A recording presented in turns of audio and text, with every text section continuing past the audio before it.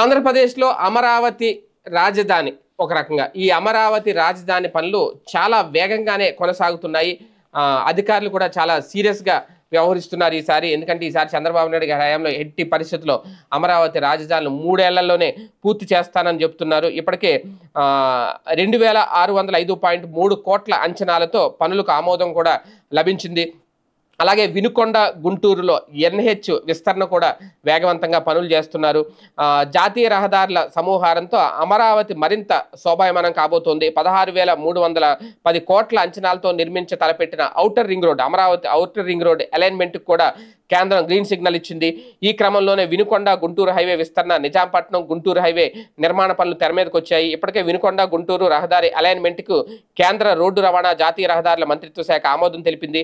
నిజాంపట్నం గుంటూరు రహదారికి సంబంధించిన ప్రతిపాదనలు కూడా పరిశీలనలో ఉన్నాయి.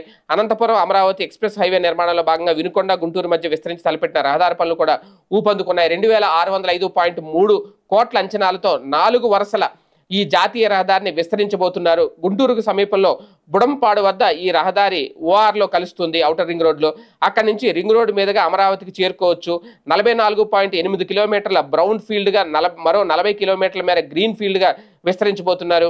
వినుకొండ, సావల్యాపురం, సంతమాగునూరు, పెట్లూరు వాలిపాలెం, సావుతులూరు, ఫిరంగిపురం వద్ద 6 బైపాస్లు వస్తాయని వాటికి సంబంధించి కూడా భూసేకరణ చేయాల్సి ఉంటుంది అనేది కూడా అధికారులు చెప్తున్నమాట. ఏది ఏమైనా మొత్తం రాజధాని అయితే పరుగులు పెడుతోంది. ఓఆర్ఆర్ రింగ్ రోడ్తో పాటు దానికి అనుసంధానంగా వస్తున్న బైపాస్ రోడ్లు, ఆ ప్రాంతంలో ఉన్న ఇప్పటికే రియల్ ఎస్టేట్ భూమి ఒక్కసారిగా పెరిగింది అనే వార్తలు వినిపిస్తున్న నేపథ్యంలో కేంద్ర ప్రభుత్వం కూడా గ్రీన్ సిగ్నల్ ఇవ్వడంతో రోడ్లు కూడా, జాతీయ రహదారులు కూడా చాలా వేగవంతంగా రాబోతున్నాయి.